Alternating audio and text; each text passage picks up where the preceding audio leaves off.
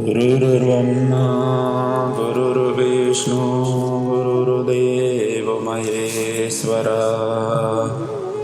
गुरुर्साक्षात् परब्रह्म तस्मै श्री गुरवे नमः। ॐ असतो मा सद्गमयः तमसो मा ज्योतिर्गमयः मृत्युर्मा अमृतं गमयः। चाणक्य नीति के इस अद्भुत प्रसंगों को हम पिछले कई दिनों से अनवरत रूप से साधना करते हुए आ रहे हैं, चिंतन मनन करते आ रहे हैं। आज से 9वां अध्याय में हम प्रवेश हुए हैं। बड़ा अद्भुत और अद्वितीय इस ग्रंथ की चिंतन मनन से जीवन सभी प्रकार से मंगल हो और आपका जीवन सभी प्रकार से समृद्धवान बने और कुछ न कुछ ज्ञान इससे प्राप्त करके आपका जीवन सुमधुर बने। इसी भाव के साथ इसकी चिंतन मनन करते आ रहे हैं। और ये 9वां अध्याय में कुल 14 ही सूत्र हैं, मंत्र हैं और इनका विधिवत रूप से हम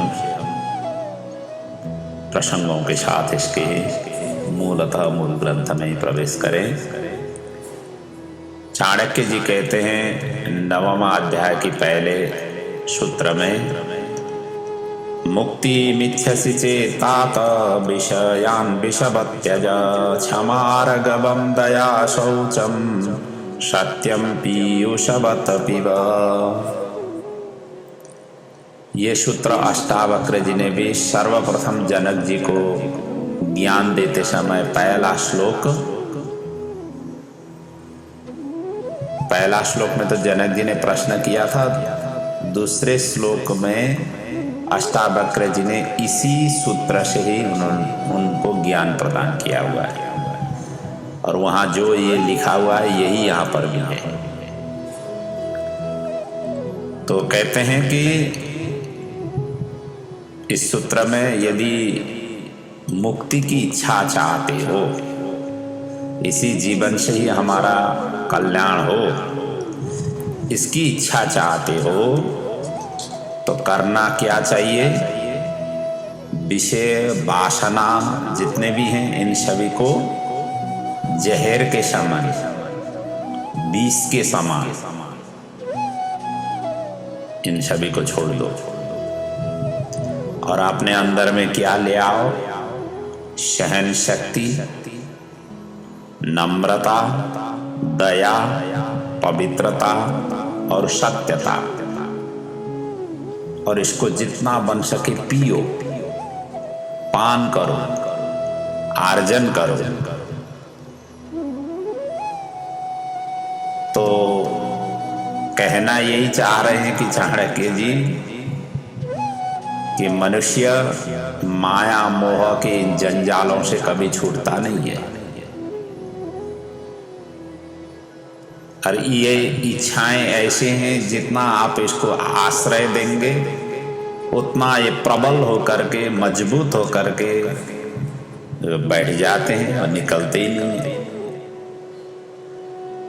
जबकि यदि मुक्ति की इच्छा चाहते हो तो ये विषय वासनाओं से ऊपर उठना होता है, इच्छा आकांक्षाएं से ऊपर उठना होता है। क्योंकि मुक्ति के अवस्था जब प्राप्ति हो जाती है, व्यक्ति वहाँ पर मिट जाता है, उसके पास में कुछ भी नहीं रह जाता है, वो अकेले ही रहता है, बाकी चीज उसके हृदय गिरदे में होता ही नहीं है। न तो वहाँ पर रिश्तेदार होंगे, न तो बंधु बांधव होंगे, न पति पत्नी होंगे, न बच्चे होंगे, न घर कारोबार होगा। जब सभी से छूट जाता है तभी वो व्यक्ति मुक्ति होती है, उसकी मुक्ति होती है। और जब तक ये बंधे हुए हैं, ये लगे हुए हैं, जब तक इनकी लगाव है, तब तक आप लाखों प्रयास करेंगे, करोड़ों प्रयास करेंगे, तो भी आपकी मुक्ति संभव नहीं है।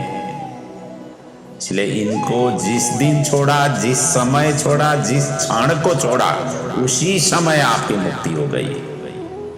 और इसके लिए कोई प्रयास करने की जरूरत नहीं है, मेहनत करने की जरूरत नहीं है, पहाड़ और कुंदराओं में जाकर के तपस्या करने की जरूरत नहीं है, हठ योग आदि करने की जरूरत नहीं। बस छोड़ दो, जो लिया हुआ है वो छोड़ दो, जिससे आपका आसक्ति है छोड़ दो। जिस समय छोड़ोगे उसी समय मुक्ति है। फिर मुक्ति के लिए कुछ मेहनत करने की जरूरत नहीं है। इसीलिए सबसे पहले ये वासना, इच्छाएं जो हमारे मन इतना वेगशाली बन करके जैसे भटकता है इन क्षेत्रों की प्राप्ति के लिए या इन क्षेत्रों की आनंद के लिए, उसको शमन करो, उसको त्याग दो। ये सब के सब जहर है, ये भावना है। दूसरे सूत्र में कहते हैं परस्परस्य मर्माणि ये भाषन्ते नराधमा तएव विलयं यान्ति वाल्मीकोदर सर्पवत्।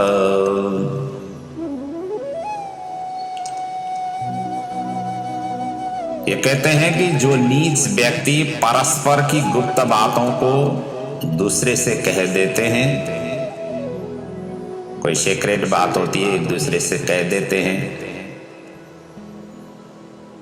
तो वो कैसे हैं कि दीमक के घर में रहने वाले सांप की भांति ही वो भी नष्ट हो जाते हैं। विलय यान्ति वाल्मीकोदर सर्पवत्। कहने का मतलब सीक्रेट बात है तो सीक्रेट में ही रखो, कहेंगे तो सीक्रेट नहीं होता है, क्योंकि मित्र के जो गुप्त रहस्यों को कभी प्रकट नहीं करना चाहिए। यदि प्रकट कर दिया उससे क्या होगा, शत्रुता पैदा होगी, और शत्रुता पैदा हो गया तो मित्रता रहा ही नहीं, मित्र ही शत्रु बन जाएंगे। इसलिए ऐसे कई बातें ऐसी होती है जिनको गुप्त रखने में ही श्रेयस्कर होती है। जो प्रकट नहीं करने की बातें होती है, प्रकट नहीं करना ही श्रेयस्कर होती है। प्रकट करने से व्यक्ति में वैमनस्यता सृजन होगी, जो मित्र के बदले में शत्रुता के फिर आचरण व्यवहार करने में उतर आ जाएंगे। तीसरे सूत्र में कहते हैं गंधम सुवर्णे फलमीक्षु दंडे नाकारी पुष्पम खलु चंदनस्य विद्वान् धनाढ्यस्य नृपश्चिरायो धातु पुरा कोपि न बुद्धिदो भूत। धातु पुरारी अर्थात ब्रह्मा जी ने और तो सब कुछ बना दिया, लेकिन उन्होंने इन चीजों में भूल की।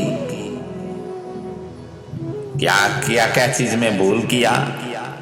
कहते हैं सुवर्ण इतना अच्छा बनाया, उसमें यदि सुगंध भी डाल दिया होता,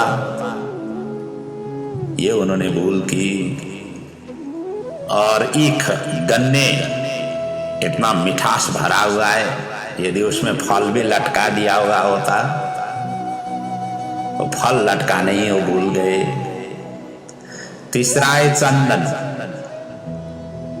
जो मलायागिरी में मिलती है चंदन। चंदन की जो काष्ठ है उसकी रगड़ने से कितना खुशबू आ जाती है। और यदि वो चंदन में साथ में फूल भी लगा दिया होता तो कितना सुंदर होता।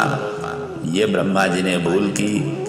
आगे कहते हैं विद्वान व्यक्ति है और साथ में उनको धनवान भी बना दिया होता, क्योंकि विद्वान लोग सरस्वती के उपासक होते हैं। जहाँ सरस्वती होती है वहाँ लक्ष्मी मजबूत रूप से नहीं रहती है, और जहाँ लक्ष्मी मजबूत रहती है, जो व्यापारी आदि हैं, व्यापार आदि करते हैं, उनके पास में सरस्वती मजबूत नहीं होती है। इन दोनों का परस्पर मिलन मजबूत रूप से नहीं रहता है।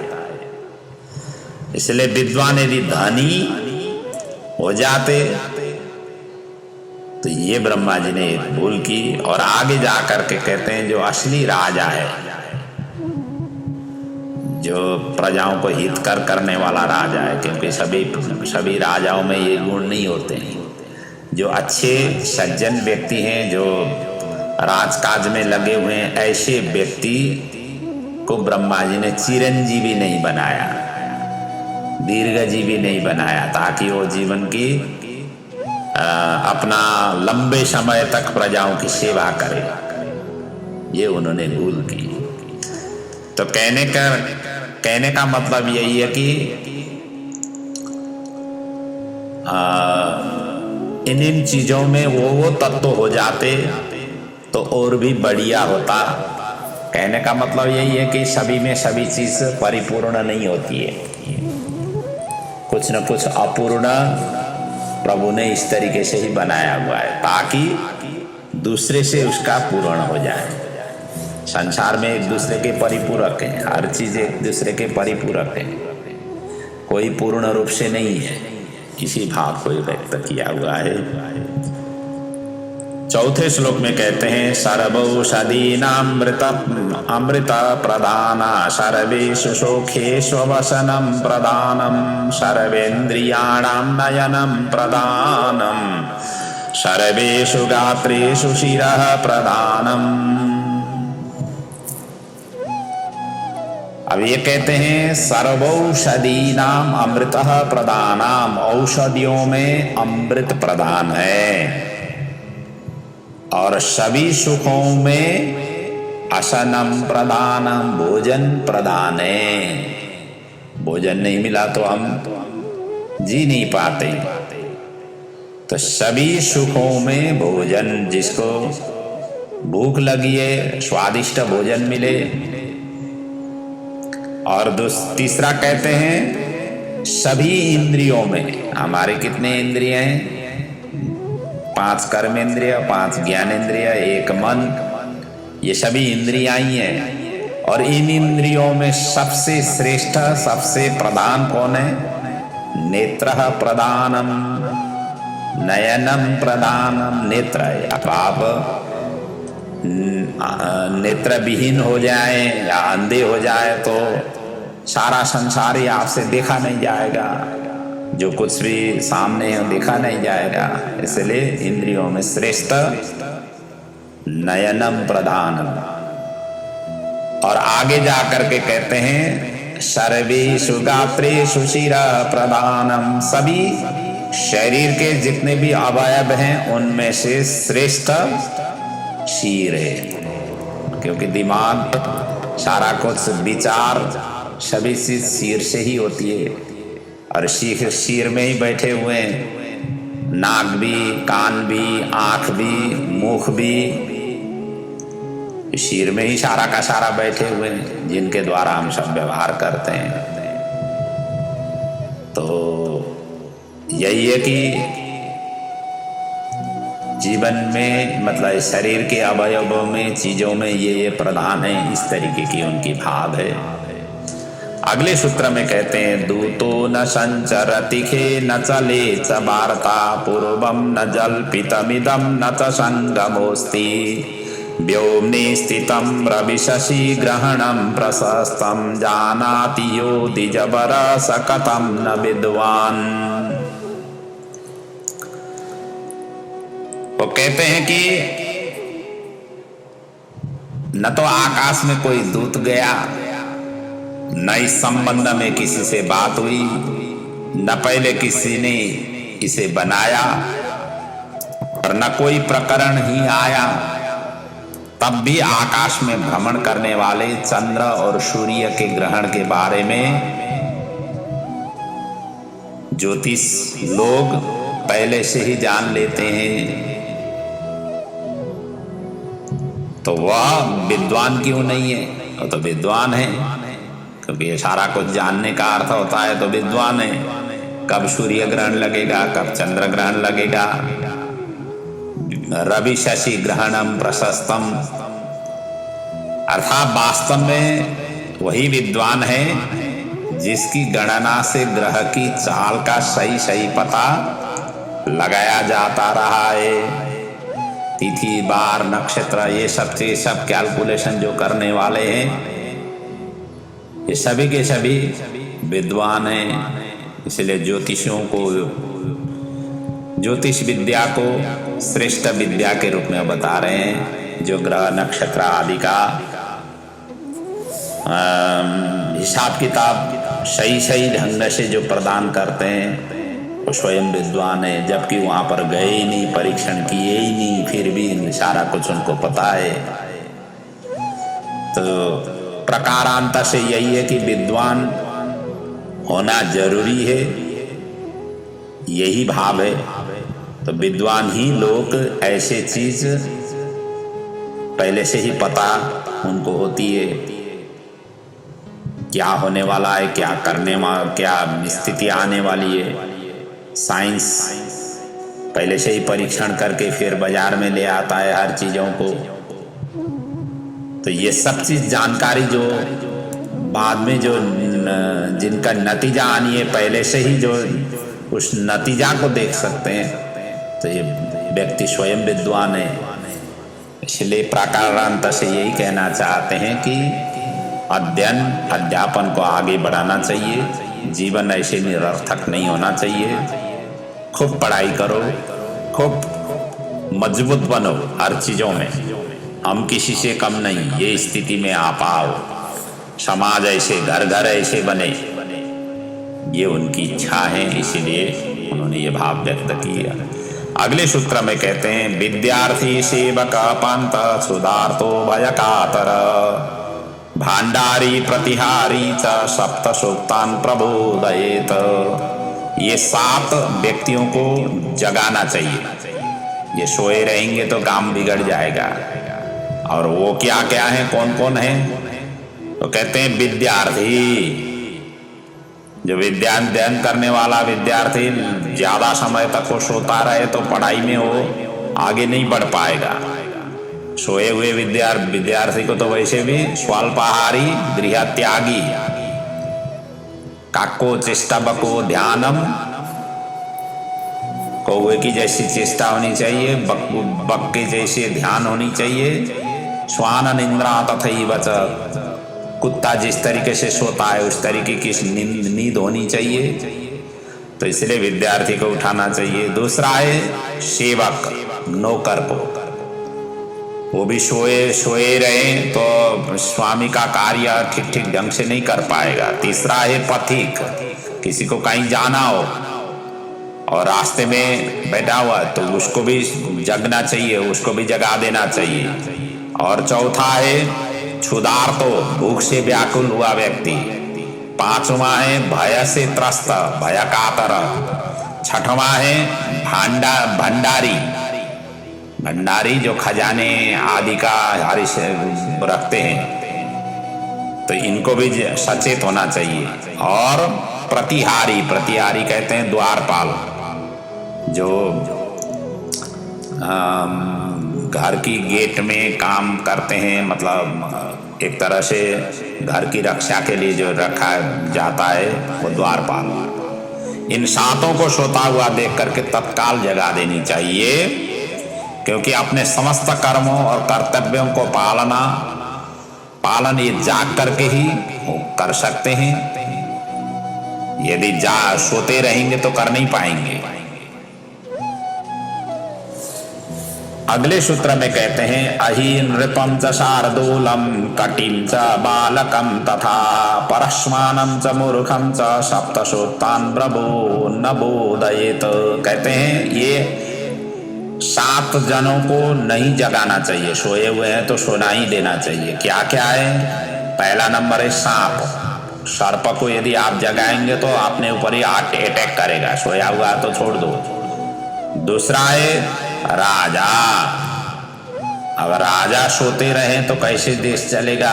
यहाँ कहने का मतलब राजा को उनकी जो नीति नियम उन्होंने जो लागू किया हुआ है प्रजाओं के ऊपर में, उसके विरोध में यदि उतर जाएंगे तो वो प्रतिरोध करेंगे। जो नियम वो लगा रहे हैं उन नियमों को पालन करना ही श्रेयस्कर है। इसलिए विद्वान होना चाहिए राजा। मूर्ख राजा ही मूर्ख टाइप के नियम आदि लगाएगा। ऐसे इसलिए राजा के कामों में विरोध नहीं करना चाहिए। ये है नहीं जगाने का अर्थ। तीसरा है सिंह। शेर को यदि आप सोया हुआ शेर को जगाएंगे तो वो अपने ऊपर ही आ जाएगा। चौथा है कीटिम। कीटिम कहते हैं ततैया। इसको भी जगाना खतरनाक होता है। और आगे जाकर के कहते हैं बालकम तथा। जो बालक सोया हुआ है उसको नहीं जगाना चाहिए, सोने देना चाहिए। बालक उठ करके भी क्या करेगा, कुछ कोई ऐसी कार्य तो उससे नहीं हो पाता है। और सोए हुए बालक को जगाएंगे तो फिर वो तंग करने लगेगा, काम करने नहीं देगा। और आगे जाकर के कहते हैं दूसरे का कुत्ता परस्वानम, अर्थात दूसरे का कुत्ता, इसको भी नहीं जगाना चाहिए। और मूर्खा, जो मूर्ख व्यक्ति है इसको भी जगा करके क्या करेंगे, कुछ काम तो करने वाला है ही नहीं, करेगा तो मूर्खा ही टाइप का काम करेगा।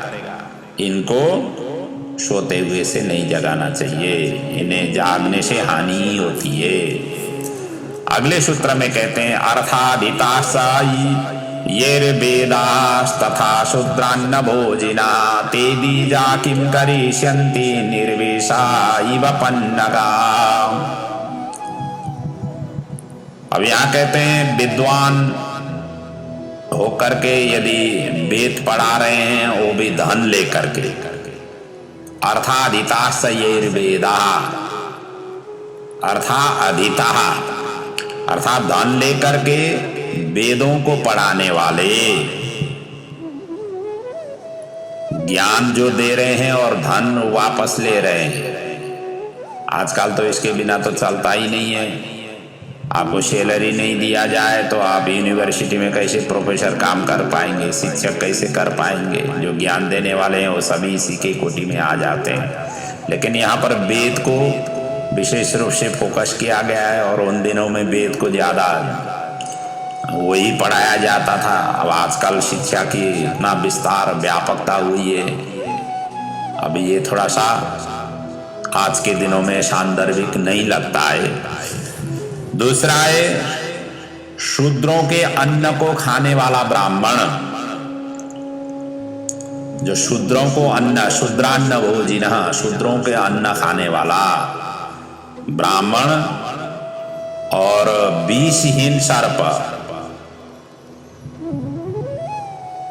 ये विषहीन सर्प के समान है, आदि क्या कर सकते हैं, अर्थात वो किसी भी काम में न तो शाप दे सकते हैं। दोनों को ब्राह्मण के लिए ही कहा हुआ है। वेद, जो ब्राह्मण होकर के वेदों को पढ़ाते हुए धन की इच्छा रखता हो या धन लेकर के पढ़ाता हो, और जो शूद्रों का अन्न खाता हो, शूद्रों का उपासना करता हो, ये विषहीन सर्प के भांति, अर्थात उसका जो ब्रह्मत्व तेज है वो सारा का सारा नष्ट हो जाता है। न तो शाप ही दे सकता है, न वरदानी दे सकता है, न कृपा ही कर सकता है। इसलिए ब्राह्मण को वेद पढ़ाते समय कभी भी धन की अभिलाषा से नहीं करनी चाहिए। कोई शास्त्रों का ज्ञान दे रहे हैं, उनको डिमांड करके नहीं बैठना चाहिए व्यास गद्दी में।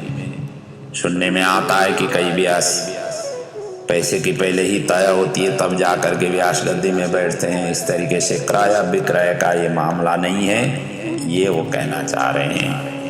अगले सूत्र में कहते हैं यस्मिन् दुष्टे भयं नास्ति तुष्टे नैव धनागम निग्रहोऽनुग्रहो नास्ति सरुष्ट किं करिष्यति।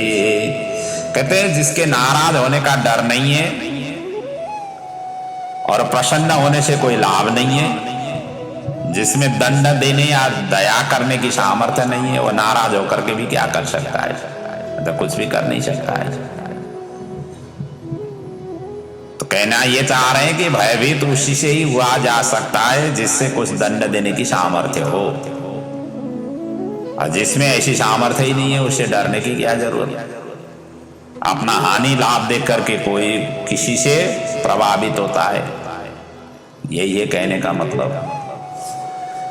अगले सूत्र में कहते हैं निर्विषेणापि सर्पेण कर्तव्या महती फणः विषमस्तु च चाप्यस्तु घटाटोप भयंकर। कहते हैं आपने रवाफ दिखाते रहना चाहिए, नहीं दिखाएंगे तो कमजोर हो जाएंगे। जैसे विषहीन सर्प भी क्या करता है, अपने फणा जो है ना फैला करके रहता है और अपना फुंकार मारता ही रहता है।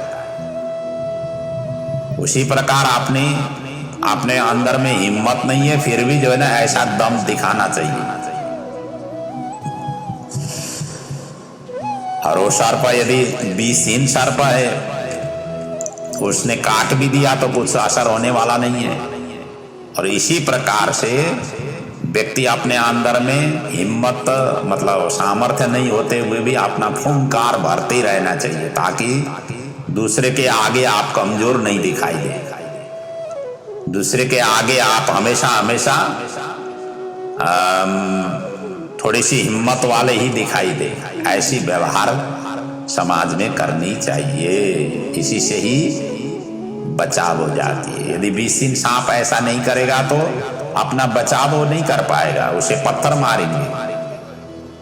और यही है कि राजा हो या कोई पद में प्रतिष्ठित हो, उसके थोड़ी अपनी जो शक्ति है वो दिखाते रहना चाहिए, पर उसे अपनी शक्ति का दिखा करके शत्रु को या अपने अंडर के जितने भी लोग हैं उनको थोड़ा सा संत्रस्त बनाए, भयभीत बना करके रखना चाहिए। अगले सूत्र में कहते हैं प्रातर दूत प्रसंगेन मध्याह्ने स्त्री प्रसंगतः रात्रो चौर्य प्रसंगेन कालो गच्छति धीमताम। अब यहाँ दो अर्थ है इसमें। एक तो प्रातःकाल जुआरियों की कथा से,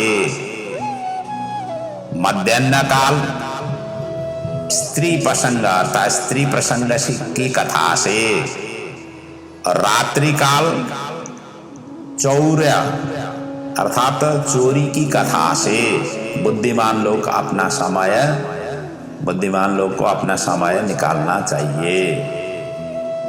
अब यहाँ इसका अर्थ ये है कि सुबह की जो कथा है महाभारत की कथा से शुरू करनी चाहिए।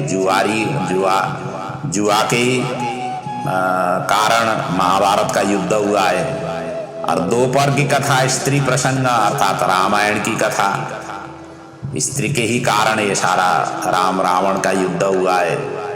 और तीसरा चोरी की कथा, भगवान श्री कृष्ण की अद्भुत वाङ्मयी कथा, श्रीमद् भागवत की कथा।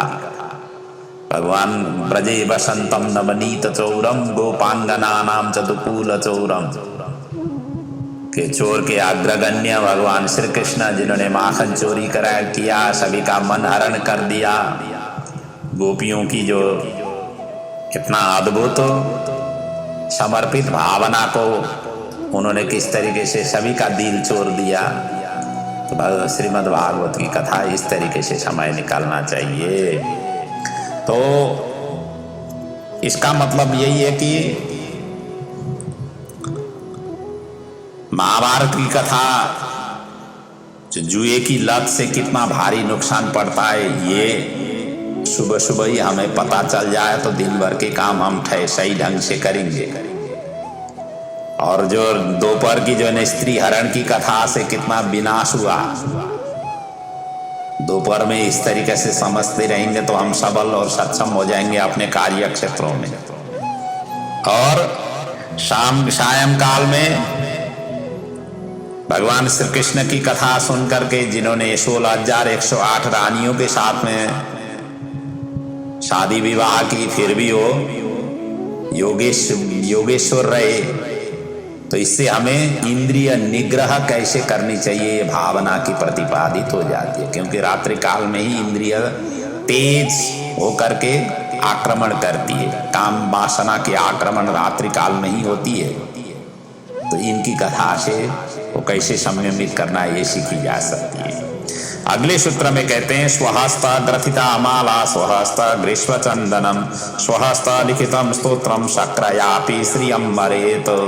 स्वहस्त ग्रथिता माला, अपने हाथों से बनाया हुआ माला प्रभु को चढ़ाएं और अपने हाथों से घिसा हुआ चंदन प्रभु को लेपन के लिए प्रयोग में ले आए और अपने हाथों से लिखी हुई स्तोत्र इसका पाठ करें, इसका मतलब भगवान के आगे आराधना करें। ऐसा करने वाला व्यक्ति शक्रयापि सिरियम हरेत, अर्थात इंद्र के जो धन संपत्ति है, ऐश्वर्य है, लक्ष्मी है, उसको भी नष्ट कर देती है। अर्थात इससे भी बढ़कर ये श्रेयस्कर है, श्रेष्ठ है। अगले सूत्र में कहते हैं इक्षु दंडास्तिला क्षुद्रा कांता हेमा च मेदिनी चंदनम ददितांबूलम मर्दनम गुणवर्धनम। अब इन चीजों को मर्दन करने से, अर्थात इसकी घिसाई करने से, इसके अच्छी तरह से रगड़ने से इसमें गुण और भी मिठास और भी वृद्धि इसकी होती है, इसके गुण की वृद्धि होती है। जो इसका जो स्वरूप है उससे कई गुना गुण की वृद्धि होती है। वो क्या क्या है? कहते हैं ईख, मतलब गन्ने को आप घिसेंगे तो उससे रस निकलेगा, गुण बनेगा, शुगर बनेगा।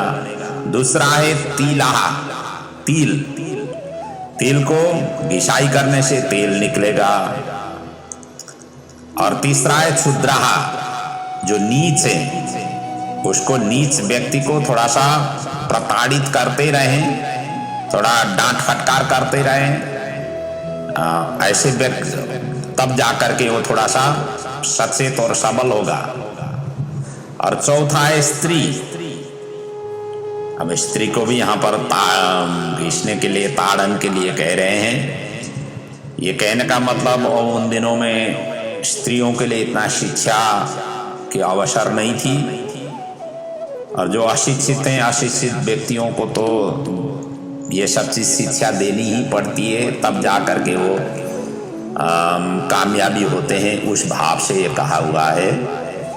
आजकल तो बिटिया भी इतने अच्छी तरह से पढ़ाई लिखाई करके खूब आगे बढ़ती है, और ऐसी स्थिति में उनको ताड़न करने की कोई जरूरत नहीं है। अगले कहते हैं सुवर्ण। सोने को जितना तपाया जाता है, जितना घिसाया जाता है, उतना उसमें चमक आ जाती है। चौथी है धरती। अगले कहते हैं धरती को, धरती माता को हल जोत करके, उसकी घिसाई करके, उसकी खुदाई करके ही वहां से अनाज आदि बोने से बड़ी अच्छी तरह से अनाज फसलें होती है। आगे जा करके कहते हैं चंदन। चंदन की लकड़ी को जितना घिसेंगे उतना उसमें खुशबू आ जाती है। अगले कहते हैं दही। दही को घिसने से क्या होगा? घी निकलेगा, मक्खन निकलेगा उनको मंथन करने से। और आगे जाकर के कहते हैं पान को। पान कहते हैं तांबूलम। अब आजकल इसका तांबूल को जितना घिसे उतना सुगंध आ जाती है, ऐसा है इसमें वर्णन। और उसी का ही स्वरूप है शायद जो तम्बाकू आदि ले लेते हैं, घिसने से ही उसकी परिष्कृत, परिमार्जित और गुण की वृद्धि होती है। ये है। और अंतिम सूत्र ये है, ये 9वां अध्याय अंतिम सूत्र है। दरिद्रता धीरतया विराजते, कुवस्त्रता शुभ्रतया विराजते, कदन्नता चोष्णतया विराजते, कुरूपता शीलतया विराजते। कौन कौन अवस्था में क्या क्या चीज उत्तम मानी जाती है, इसके विषय में वर्णन कर रहे हैं। यदि आप दरिद्र हैं तो दरिद्रता के समय में आपको धैर्य रखना ही उत्तम है, श्रेष्ठ है। यानी आपने दरिद्रता है और ऊपर से आपने धैर्य खो दिया तो काम सारा का सारा बिगड़ सकता है। इसलिए धैर्य रखना ही ठीक है, समय की प्रतीक्षा करना ही ठीक है। दूसरा, कुवस्त्रतया शुभ्रतया विराजते। कपड़े फटे हुए हैं और इतना सुंदर नहीं है, मतलब दुर्गंध युक्त है, उन कपड़ों को पहले तो साफ करें, फटे हुए कपड़े को सिलाएं, उसी से ही उसकी शोभा होती है। और कदन्नता चोष्णतया विराज। घटिया अन्न का बना हुआ गर्म भोजन अच्छा लगता है। अन्न इतना सुष्टु नहीं है लेकिन उसको गरम गरम भोजन के रूप में गरम गरम बनाए तो वो अच्छा लगता है। और कुरूप व्यक्ति की जो है ना रूप सुंदर या नहीं हो, लेकिन उनका स्वभाव अच्छा हो तो श्रेष्ठ मानी जाती है। एक तो कुरूप है, ऊपर से स्वभाव भी कुरूप टाइप का ही है, तो व्यक्ति वो पतन हो जाता है। फिर तो कोई किसी से उसको कोई उसको साथ और सहयोग देने के लिए कोई आगे नहीं आते।